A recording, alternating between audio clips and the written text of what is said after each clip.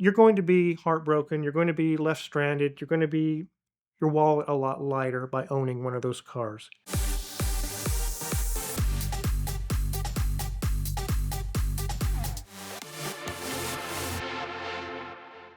Any of you who have watched my channel, Car Wizard, you've seen multiple videos I've done on cars to avoid. And for those of you watching right now, I don't want to leave you guys in the dark. I'm going to give you a list of about 3 or 4 cars you should buy and 3 or 4 you should run away from.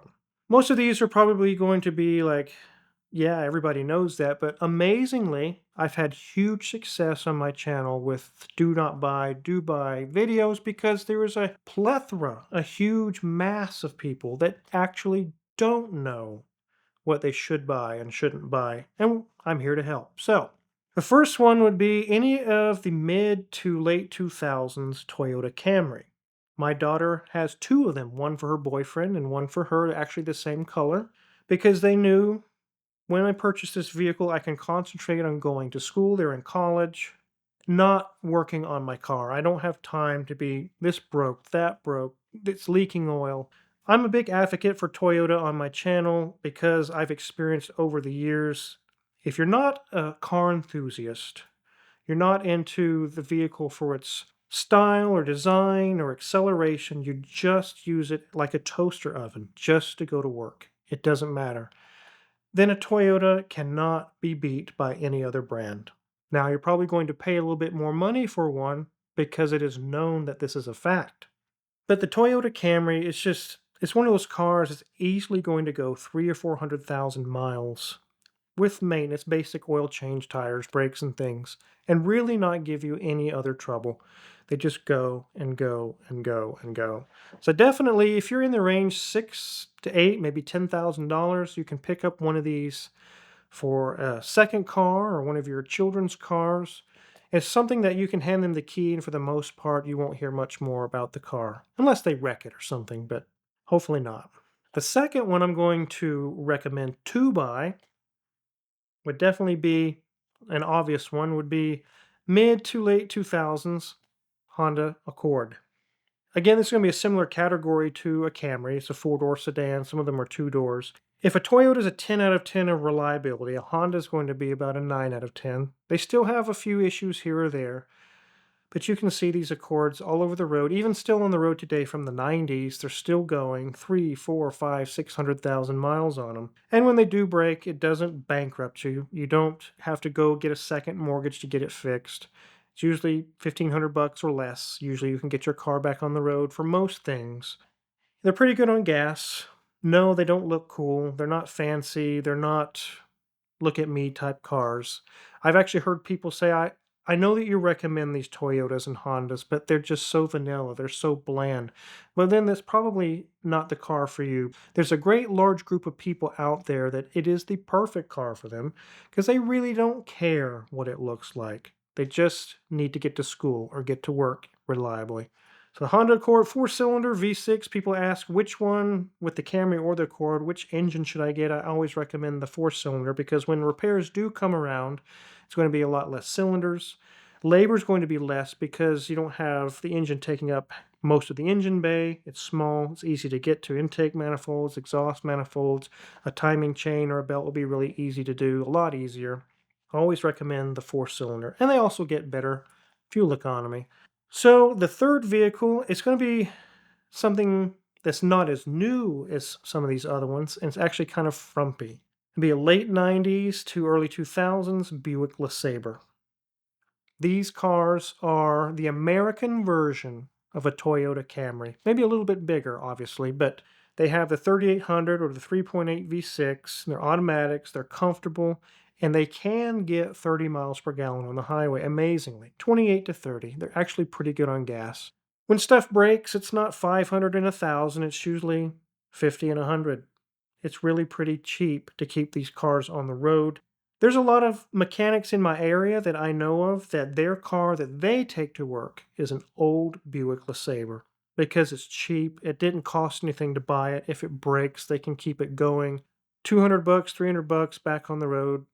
Another who knows how many more miles. The engine that's used in these is used in tons of other cars. Chevy Impalas, they use them in all kinds of other Buicks. There's the Sentry.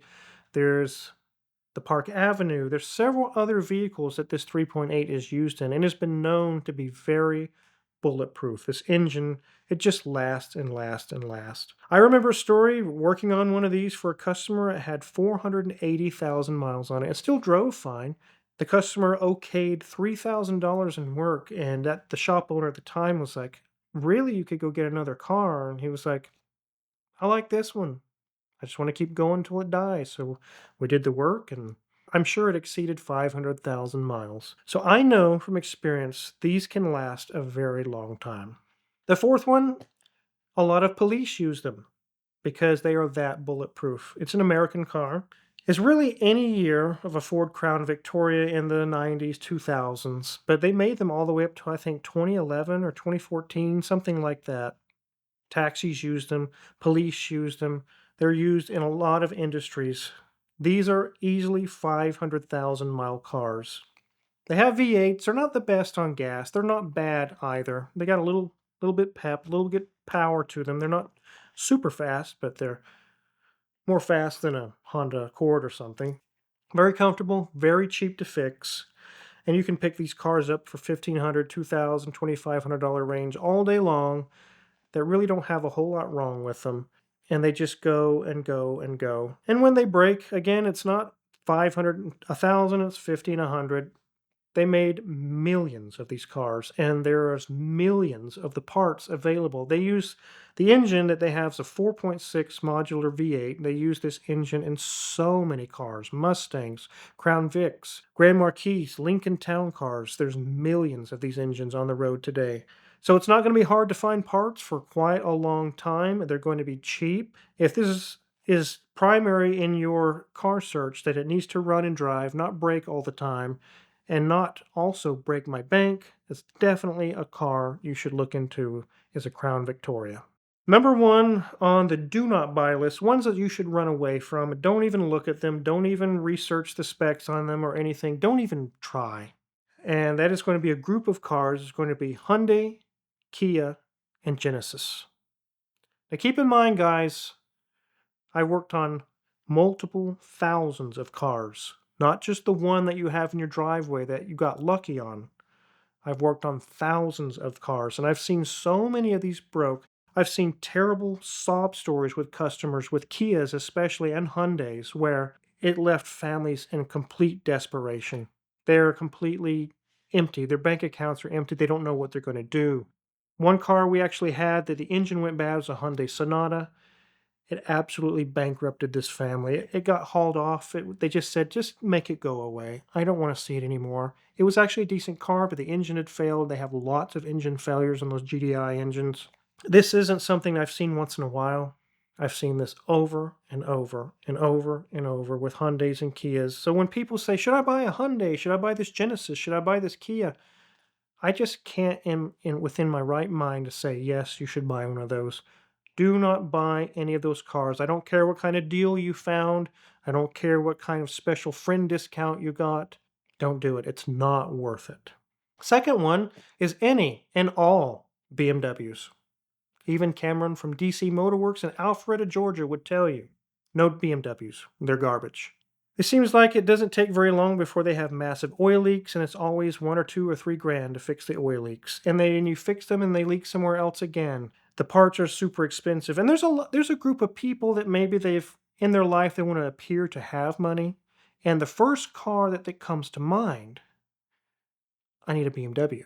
So they go out and buy this $4,000 BMW to get an image. They don't realize that the next visit to the shop will cost $5,000 to get it fixed and get it repaired. And the common thing I've run up against with customers on these is it cost this much to fix it, but I didn't even pay that much for the car. I've seen a lot of people very upset, and it's not just old BMWs, it's new BMWs. I've had people where they've had them for 2 or 3 years, and the frequent statement I've heard made is, I wish I never bought this car. I'm trading it in, I'm getting a Mercedes, I'm getting this, I'm getting that. No more BMWs in my life. So, number two, definitely on the list, do not buy a BMW. You're going to be heartbroken. You're going to be left stranded. You're going to be your wallet a lot lighter by owning one of those cars. Get a Mercedes. Those of you who are following along, who are Car Wizard fans, will agree with me and probably know I've brought this up many times on my channel. Any vehicle with the Ford 3-valve 5.4 Triton is an absolute pile of trash. It's garbage. I don't care what story you've been told, do not buy it. And these are in Expeditions, these are in Lincoln Mark LTs, these are in Ford F-150s, F-250s. They're in multiple different vehicles, and in my shop, and also in previous shops I've worked at, I personally have replaced 16 of them at $7,000 a pop. And every single time, it has really hurt that person or their family very, very hard. And so, I didn't expect this. This is more than I had hoped to spend on this truck. This comes at a bad time. And after hearing that over and over and over again, it's like, there must be something to this. So one day I went to my computer. I have a service I use called Identifix. It's a database with things that could be wrong with cars all over the country, what mechanics have reported. And I just typed in, 3-valve, and I typed in the codes that you typically get with the cam phasers and things. There was 17 pages, over 400 accounts, just in a small area, a few state area.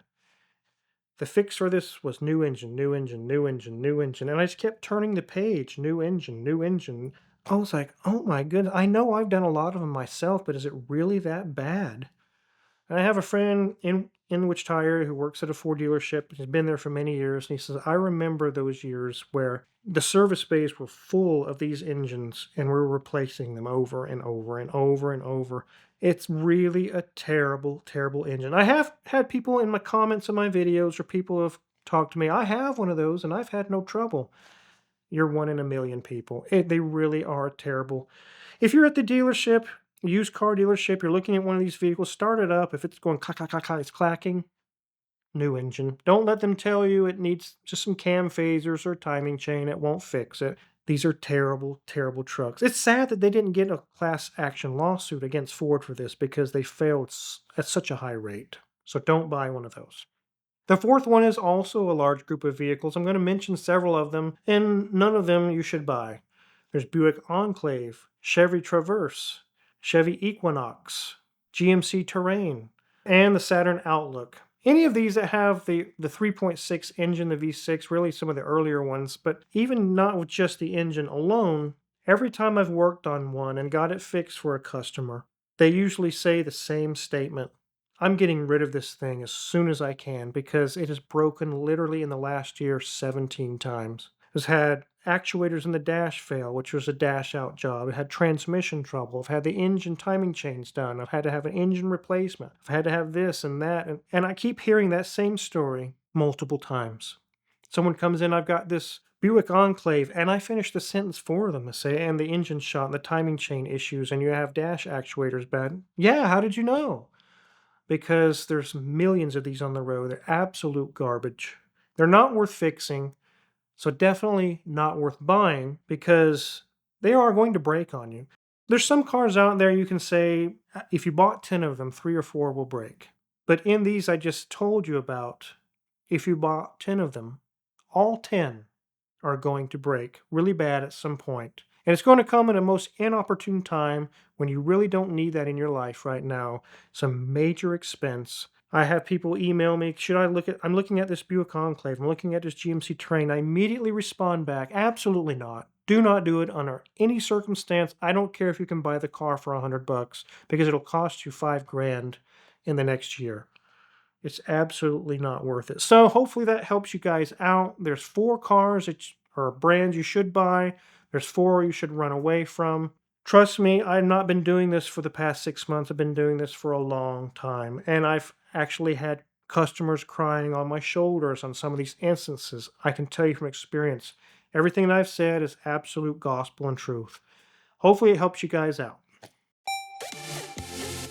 This month, the VINwiki Car Stories is brought to you by Extreme Experience. They give you the chance to get behind the wheel of the greatest supercars on earth at the most amazing racetracks in America. I know you'll love it. I just got the chance to drive their brand new Ferrari 296. I hadn't had the chance to drive the car. They had it in town. It was the perfect way for me to experience a great new car. But whatever your dream car is, you can drive it with Extreme Experience. It's also the perfect holiday gift for for the car lover in your life. So check them out now at the link in the description below. Ferrari, Lamborghini, McLaren, Porsche, all of it. So check them out now at the link in the description below to book your next drive with Extreme Experience.